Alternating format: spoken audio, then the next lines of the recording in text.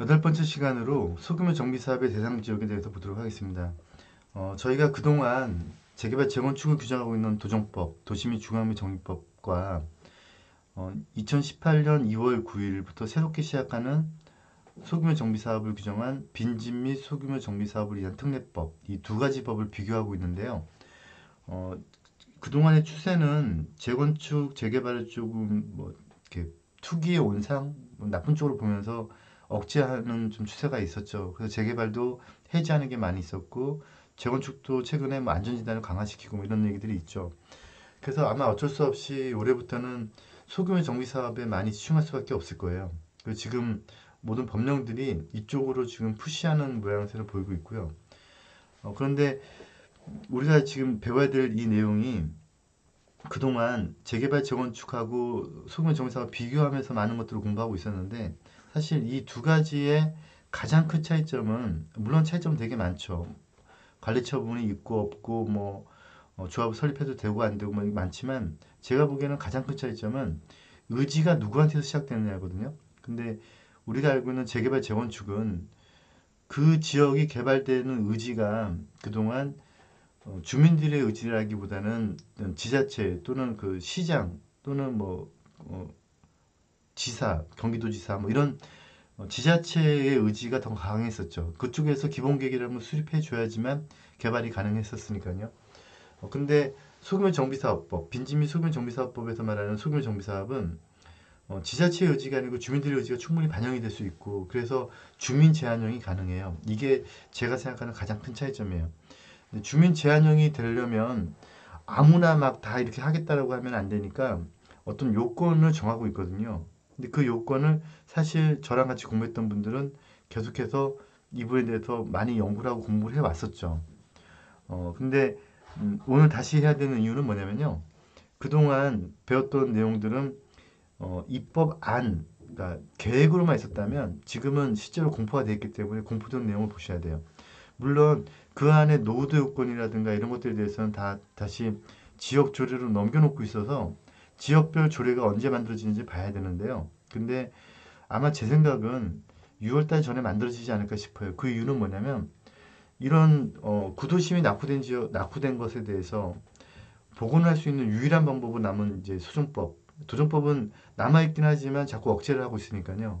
그래서 이거를 해야 되는 사업임에도 맞고 그리고 하면 잘해야 되는데 이걸 잘하는 방법이 결국은 정치인들의 정치 도구로 활용될 가능성도 있다는 거죠. 그래서 아마도 6월달 전에는 나올 거라고 보고 있어요.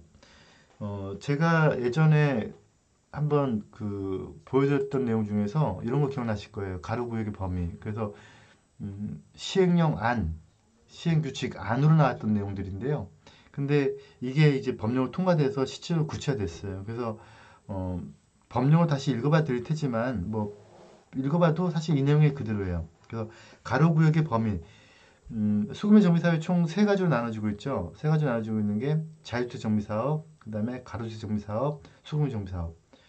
그 중에서 이제 가로주택 정비사업 같은 경우에는 가로구역 안에 들어가 있어야지만 사업이 되는 건데 가로구역의 범위를 어찌 보면요. 가로라는 게 있는 거죠. 이 그림에서 보시는 바와 같이 이렇게 일단의 도로로 둘러싸여 있는 거. 그리고 중간에 도로가 없는 거죠.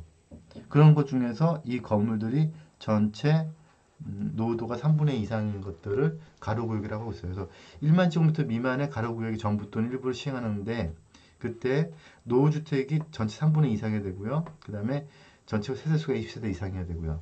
그래서 가로구역은 다음의 요건을 모두 갖춘 경우인데요. 도시계획도로 둘러싸여 있어야 되고 한 면 이상이 도시계획도 접해 있어야 되고 다음의 경우도 인정이 된다. 근데 뭐냐면 이쪽에 이게 공원이 있어가지고 그쪽이 가로구역에 포함되어 있지 않다면 그러면 그것도 인정해 주겠다는 거죠. 그래서 그런 경우는 광장, 공원, 녹지, 하천, 공공공지, 공용주차장 이런 것들이 접해 있는 경우도 가로로 보겠다는 거예요. 그 다음에 사업 시행자가 6m 이상의 도로를 사도를 설치해도 그것도 가로를 봐주겠다 하는 건데요. 그리고 전체 1만 제곱미터 미만이어야 되고요. 통과하는 도로가 없어야 되고요. 그리고 가로구역에 포함되어 있지 않지만 부득이한 경우에 포함시켜야 되는 경우를 20% 미만 내에서 하도록 하고 있어요. 이런 내용들이 그동안 안으로 있다가 실질적으로 법이 공포가 된 2월 9일 날 시행령하고 시행규칙이 같이 공포가 됐죠. 그리고 이제 거기에 따라서 아직 움직임은 없지만 저 같은 사람들이 한두 명, 두세 명 더 나오다 보면은 이제 복물 터지듯이 이제 현장들이 많이 만들어질 거라고 보고 있어요.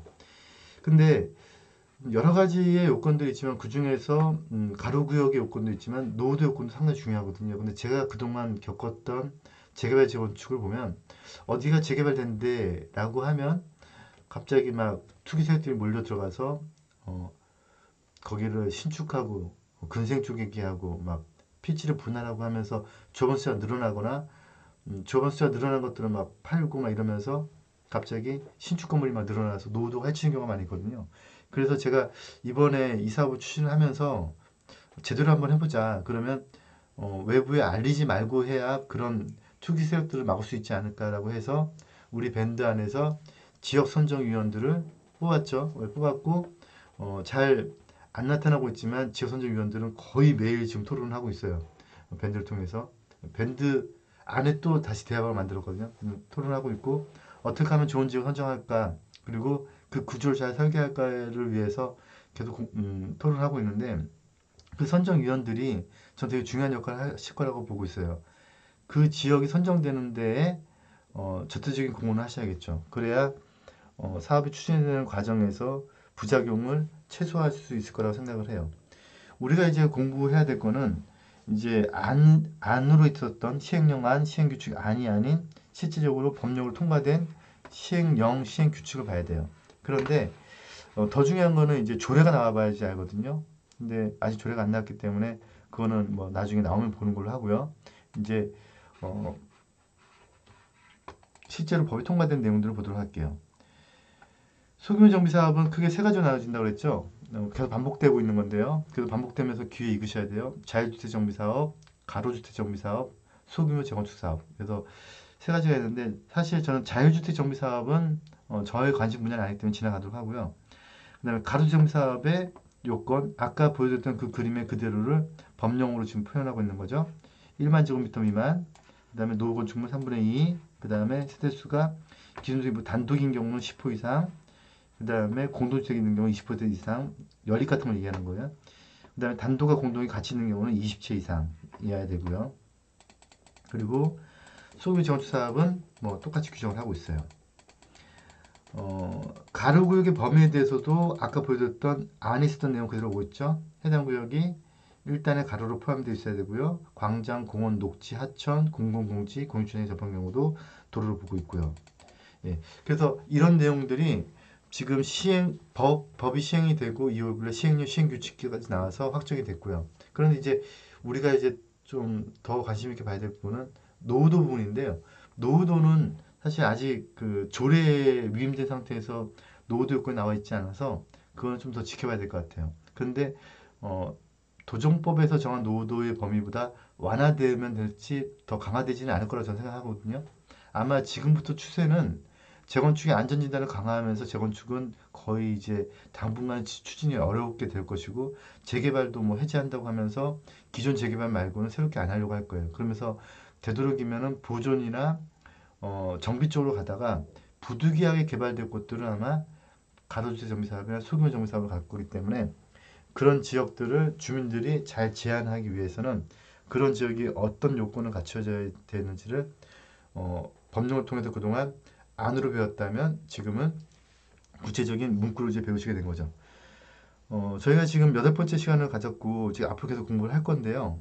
근데 이 공부하는 내용들이 차곡차곡 쌓여서 나중에 책으로 나왔으면 하고요. 지금 지역 선정위원으로 활동하시는 분들이 한 15분 정도 좀 넘거든요. 이분들이 나중에는 이런 내용들을 같이 정리해서 우리만의 노하우를 매뉴얼로 만드는 작업을 했으면 좋겠어요. 아마 그런 일들이 뭐 자연스럽게 이루어지겠죠. 그러다 보면은 우리만의 현장도 만들어질 거고 그 현장 안에서 우리가 스스로 조합도 결성해 보게 되면 그러면은 이제 아파트 짓는 첫 단추는 이제 시작이 되게 될 거예요. 다음번 또 미션을 드리고 이제는 저번 주에 방학을 했으니까요. 다음번 또 미션을 드리고 미션에 대해서 토론을 또 하다가 나중에 제가 정리 한번 해드리도록 하겠습니다. 근데 제가 되도록이면 이제 눈팅보다는 좀 참여를 하기를 원했는데, 근데 아직도 좀 눈팅, 그 눈으로만, 밴드 안에서 눈으로만 보시는 분들이 많으신데요. 근데 자꾸 그렇게 하시다 보면 실력이 안 늘어요.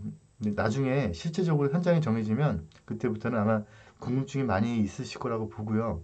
궁금증이 생기면 밴드의 댓글 통해서 질문 주시기 바라겠습니다. 네, 수고하셨습니다.